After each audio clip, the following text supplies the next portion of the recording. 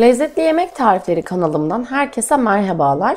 Bugün sizlere sadece 4 malzeme ile kolay bir şekilde hazırlayabileceğiniz, 10 dakika içerisinde hazırlayıp buzdolabınıza koyabileceğiniz tatlı tarifim var. Görüntüsüne ve lezzetine hayran bırakan, belki de ilk defa göreceğiniz bir tatlı tarifi. İsterseniz sizleri bekletmeden hemen yapımına geçelim. Öncelikle tenceremin içerisine 1 su bardağı dolusu irmik, 1 su bardağı şekerimi alıyorum. Kuru malzemelerimi güzel bir şekilde karıştırıyorum. Kullandığım bardak ölçüm 200 mg. Herkesin evinde bulunan normal su bardaklarından kullandım.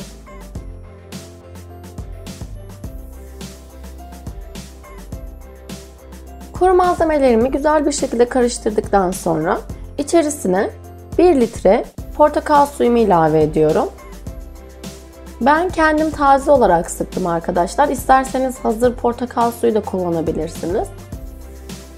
Güzel bir şekilde karıştırdıktan sonra ocağıma alıyorum. Ocağımda kaynayıp koyulaşıncaya kadar sürekli karıştırarak pişiriyorum.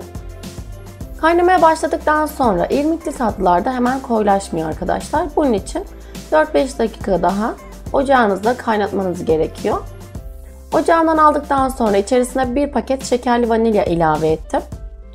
Eriyinceye kadar karıştırıyorum ve tatlımı hazırlamış oluyorum. Gördüğünüz gibi kıvamı bu şekilde.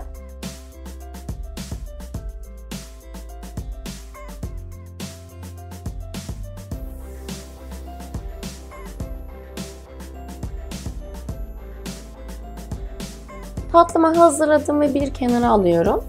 Artık servis tabağımı hazırlıyorum.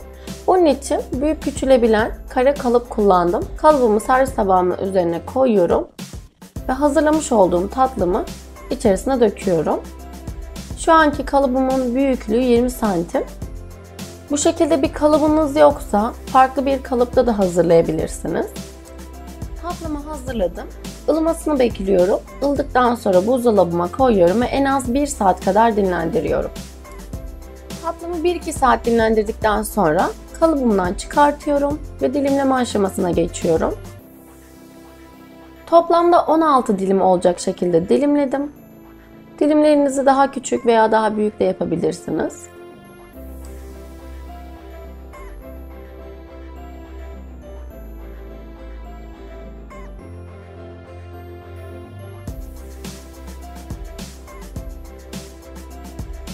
Dilimlemiş olduğum her bir tatlımı Hindistan cevizimin içerisine koyuyorum ve her yerini Hindistan ceviziyle buluyorum.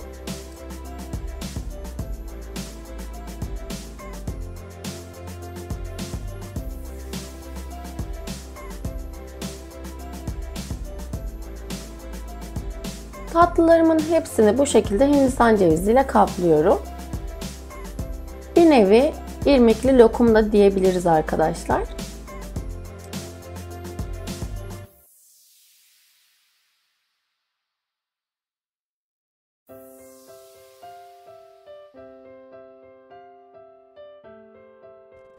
Dilimlerimin hepsini bu şekilde hazırladıktan sonra servis tabağımın içerisine koyuyorum ve artık üzerine süsleme aşamasına geçiyorum. Üzerini süslemek için de Antep fıstığı tozu kullandım. Üzerini süslemek tamamen size kalmış. Dilediğiniz şekilde üzerini süsleyebilirsiniz.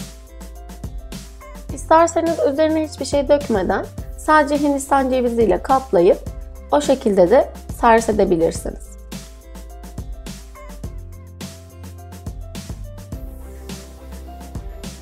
Tatlılarımı hazırladım. Süsleme aşamasını da bitirdikten sonra artık tadım testine geçiyorum. Kıvamını da sizlere göstermek istiyorum. Gördüğünüz gibi yumuşacık bir kıvam var. Oldukça hafif bir tatlı diyebilirim. Lezzetine ve görüntüsüne hayran bırakacak bir tatlı. Tarifimi bu kısmına kadar izleyip beğendiyseniz beğen butonuna basmayı ve yorum yapmayı unutmayın. Sadece 4 malzeme ile 10 dakika içerisinde hazırlayıp buzdolabınıza koyabilirsiniz. Yapıp deneyen herkese şimdiden afiyet olsun.